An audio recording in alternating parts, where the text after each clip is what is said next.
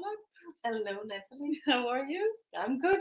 I am And so. welcome to Denmark. Yes, I know. This is. So I have to tell you, we have so many things to celebrate. First of all, this is the first time that we're doing an interview in person in the Jewish Ah. Women Entrepreneurs podcast. I'm honored. Yes, it is, and it's also the first time that we're doing it also in Denmark, in another country. So I'm really excited. This came out, and we just got connected over the internet. And I asked you, "Do you want to be interviewed?" So we're going to talk about who you are. You are a tour guide, and you are the owner of the Jewish-Copenhagen here in Denmark. Right. And we're going to talk about how you came to become a tour guide and what you do today. Yeah. And we're also going to talk about the story of the Jews here in Denmark. So it's a fascinating story. We just spent an hour with you going around in the street of Copenhagen, and it was really fascinating to hear the story. But what's even more fascinating is that you have a personal connection to the story of the Jews here in Copenhagen. And I would love to start with this because you told us about the story of the Jews in the war, in the Second World War, and about your grandfather who played an important role in that story. And so we feel very honored to be here with you and to hear that firsthand from you. But so can you tell us a little bit more about the Jews, the history of the Jews here in Denmark from the beginning until the war, and then also about your grandfather? Whoa, if we can have like a shortcut. I know we spent, exactly. Okay. So Jews have been in Denmark for 400 years this year. So they were invited by a king called Christian IV, and they came here to save him financially. He had the country of Denmark going bankrupt almost, and here the Jews saved him, so he got off the hook. So I'm jumping now, I'm really jumping. Right. So I'm jumping till the year, well, let's say in the end of the 1800s, beginning of the 1900s, when we had a lot of Jews leaving Eastern Europe, heading for America. Right. And they passed through Denmark, many of them, and some stayed. So amongst those, my family actually, my family went on the boat that was supposed to leave for America. Then the captain walks around. He finds my grandmother being very pregnant and kicking off my family. He's saying, "Not on my shift. That's going to be too messy. You will get on a boat later." Oh, wow. 4 generations later, they didn't get on a boat later. They ended up staying in Denmark. So many other of those Jews coming in from East, they didn't know what America was like after all. And maybe, now that we're here in Denmark, maybe this was a good thing, maybe to hold on to what they had got. They came to a country that allowed them to settle. There was not much antisemitism really, so they ended up staying. So this is why my family was in Denmark and ended up, I'm a Danish Jew, I could have been an American Jew. It's such a coincidence where they really ended up. Unbelievable. Yeah. Wow. And so your grandfather is here. What year is that? Can you take us back in time? So this is 1905. 1905. That they came from Lithuania. They came from Warsaw. Okay. And they end up becoming Denmark, settling in. They're Schneiders, they're tailors. Like many of them, this is what they could do and could bring with them. And like you see in Lower Manhattan, East Manhattan, they were working in these small workshops, and there were so many people in crowded small apartments. But they, they were hanging in there and made a little business. Eventually, they learned the language. They were good at understanding. Learn the language, give your children an education, and then you will be integrated. Right. So the Jews here got very well integrated and became a big part of the society.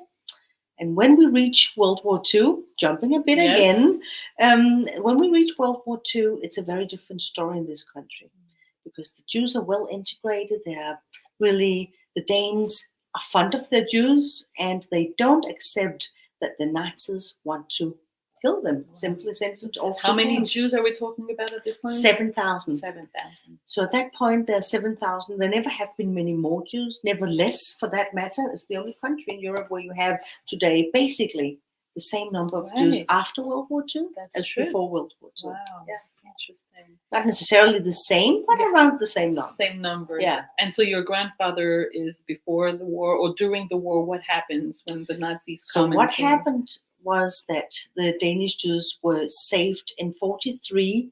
The Nazis are deciding to go for the Danish Jews. For the first 3 years, they had made a deal with the Danes, so it was not the case. But they changed their mind because the Danes are saying in 43, break it off. No more. It's enough. Enough is enough. Right.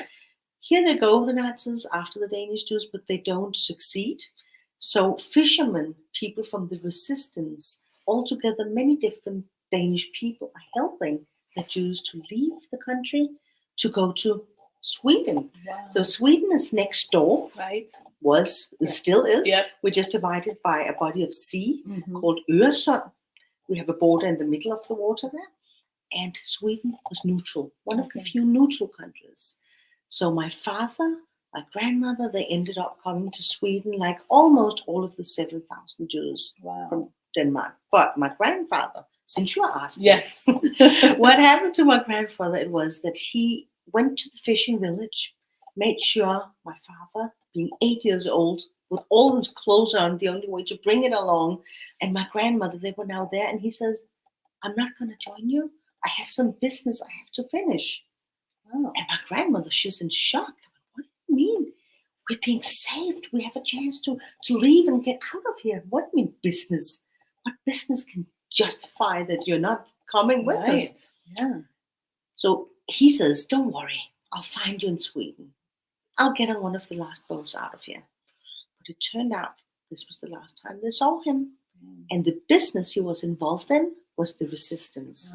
So he had involved himself with the resistance. And 482 of the Danish Jews were arrested and sent to the camp to Theresienstadt outside of Prague. So my grandfather wants to see if he can save my family. My father had a cousin, and she was 7. She's still around, being 85 today. She survived. Wow. So her and her mother got away from the brother and the father. So the brother and the father got on their way to Sweden. The skipper said on the fishing cutter, we cannot wait. Now either you go or you get off the boat. And they went to Sweden and they were captured. That's why they were not coming to the boat, because they were hiding in a garden, arrested, sent to Theresienstadt. So my grandfather, he says, I want to see if I can save them. So my grandfather took his pitch black hair and he tried to dye it. He wanted to blend in with the blondes here in Denmark. Turned out all red. It didn't work very well. Somehow he got hold of a Nazi uniform. We don't know where and how. He puts it on. He walks into the Gestapo headquarters pretending he's a Nazi. So he speaks many languages. He spoke many languages fluently, and Yiddish was a language that he grew up with. He spoke German as well. And now he's pretending he's a Nazi and saying to the Nazis around, we have made a mistake. We have sent the Bornstein. I don't know how that could really be a mistake, not being a Jewish family, but we should get them back again, not bring them to Theresienstadt. Someone is recognizing him, unfortunately. At the wrong time, at the wrong spot, a Danish Nazi. He was a neighbor of his.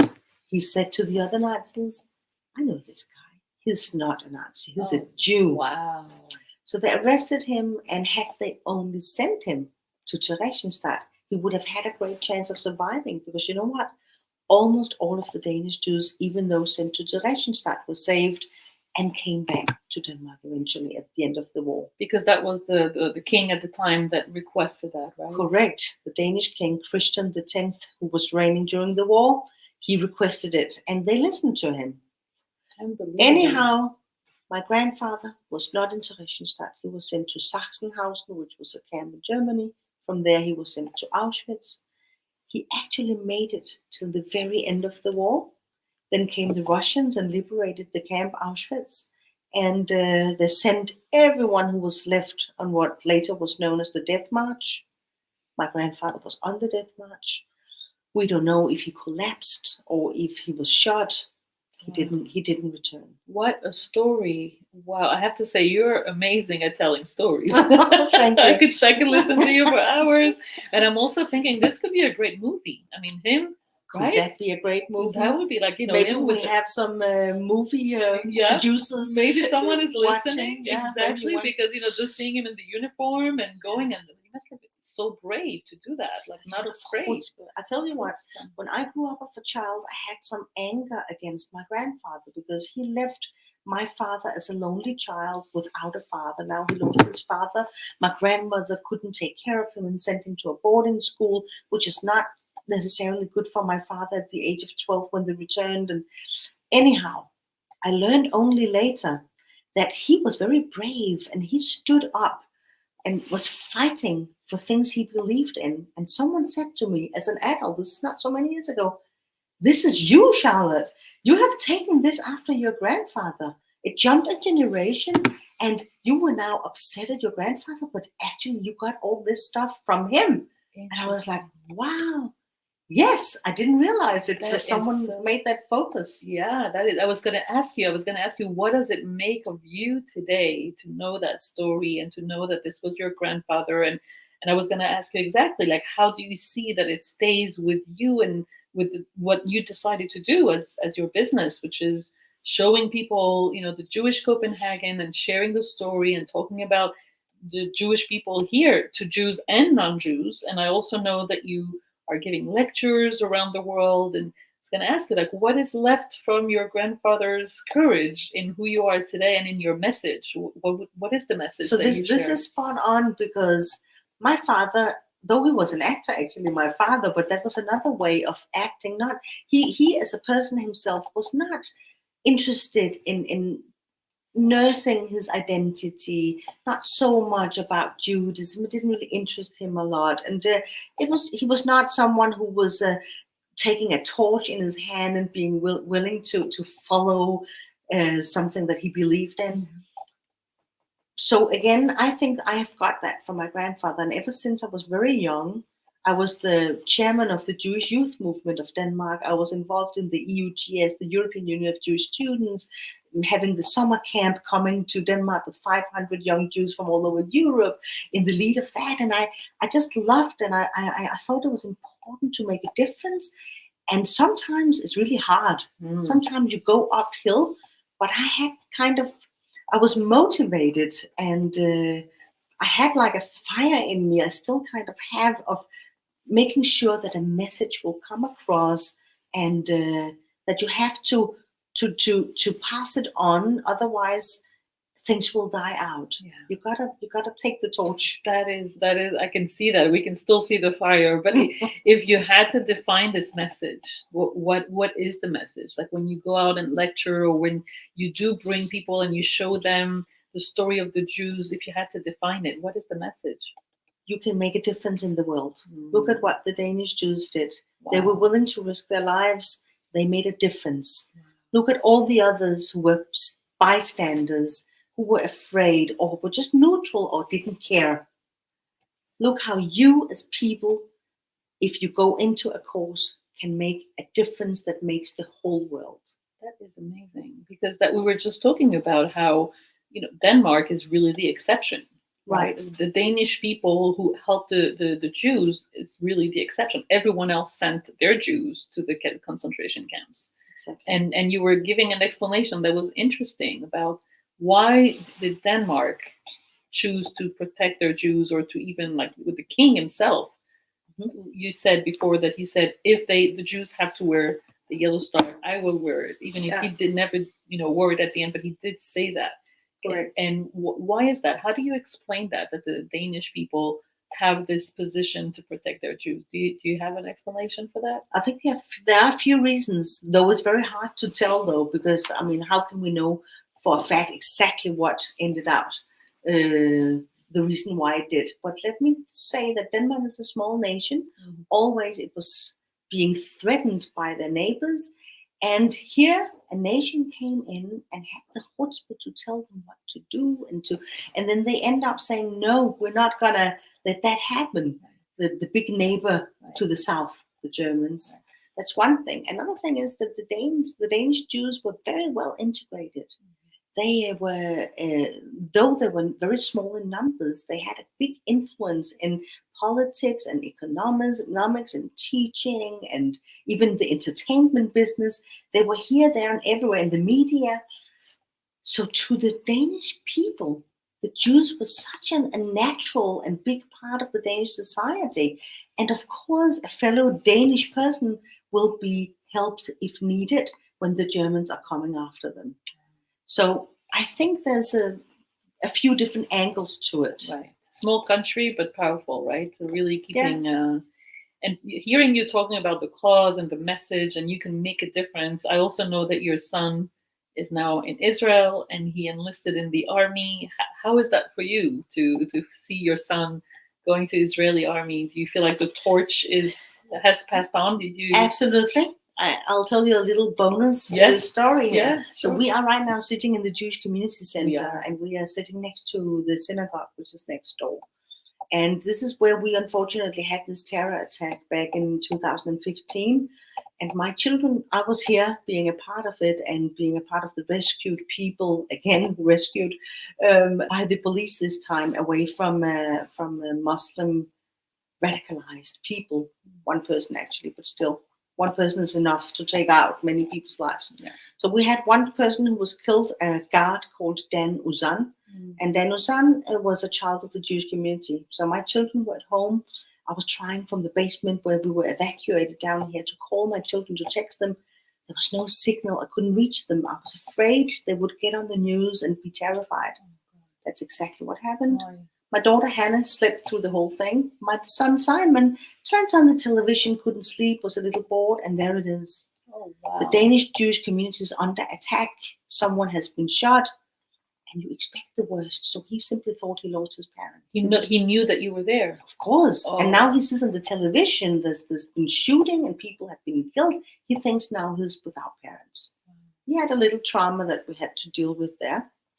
So not a long time later, a couple of years later, he comes to me and he says, Mom, they have asked me from the Jewish community if I would like to become a part of the security in there. And I have accepted it. Oh my God. And you can imagine like this Jewish mother's heart like flip into two pieces. Yeah, one was like, yes, my son also takes responsibility and is not afraid and he wants to stand up for his community.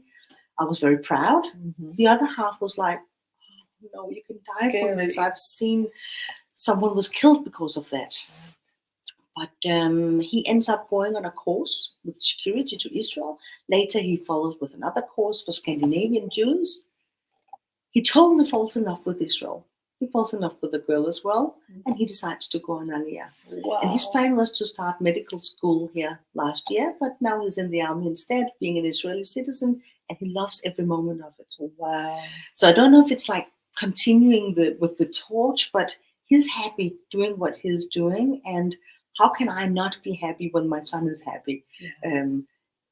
He's far away, but hey, you can get on a flight to Israel from Denmark, not being so long away from here. Definitely. So it's quite easy actually. So. And I can't help but seeing like your grandfather's, courage going through you and through your son with this message, this cause, just wanting to defend, and it's very impressive.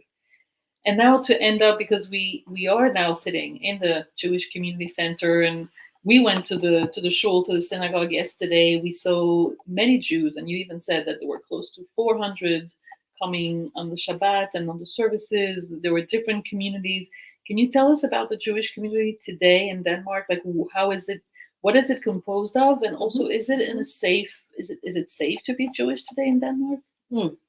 So we have, in spite of the fact that we are a very small Jewish community, between 6,000 and 7,000, and actually almost all of us live in Copenhagen and area around it, we have 4 different small communities. We have Chabad, we have Reformed Jewish community, we have an ultra-Orthodox, and then we have the old original big Jewish community as we are part of here. So there's room for everyone, and there's no really excuse not to live a Jewish life in Denmark because you have so many different options, which is great. Being afraid, now talking antisemitism.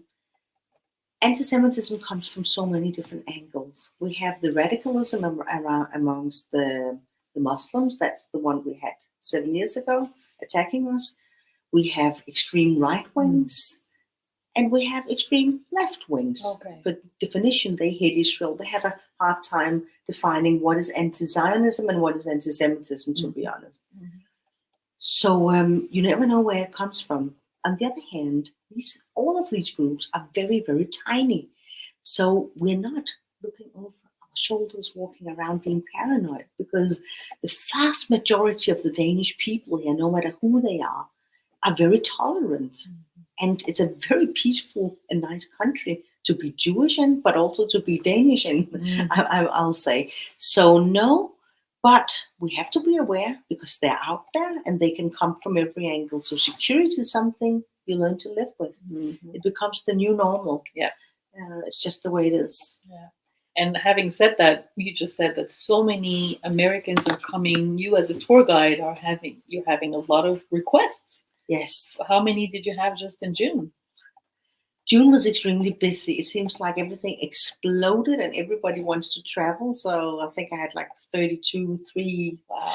different tours. But I also have another very good guide working for me. Oh, good. I'm actually in need of more guides. Yeah. I need at least 1 or 2 more because of the demand. Yeah. So yeah, And mainly American Jews. mainly American Jews. I do see someone else coming in from here and there every now and then as well, but mainly American so far. But we are open for anyone who would like to hear the Jewish story of Denmark. Well, it is fascinating. I have to say that I had heard about it a little bit, actually from my son, who had read about it. And Oh, when really? when we said that we're coming here, it was like, yeah, very interesting story. And then we started reading and doing some research and contacting you. And I have to say it's a fascinating story. I really am so happy that you shared that with us. And thank you for the tour that you did with us and for this interview. I think it was a pleasure to not only hear about the story of the Jewish people, but also your grandfather and your personal experience and journey with this. So thank you so much for being a guest of the Jewish Women Entrepreneurs Podcast and for opening this for our tour, our global tour. Hopefully we'll do more countries and we'll speak about Jewish identity and women leadership and business. And this is what the podcast is all about. So thank you so much. Thank you for what you're doing. Brilliant work. I'm Thank you. totally supporting it. Thank you so much. Thank you. Bye for now. Thank you. Bye. We're going to stop.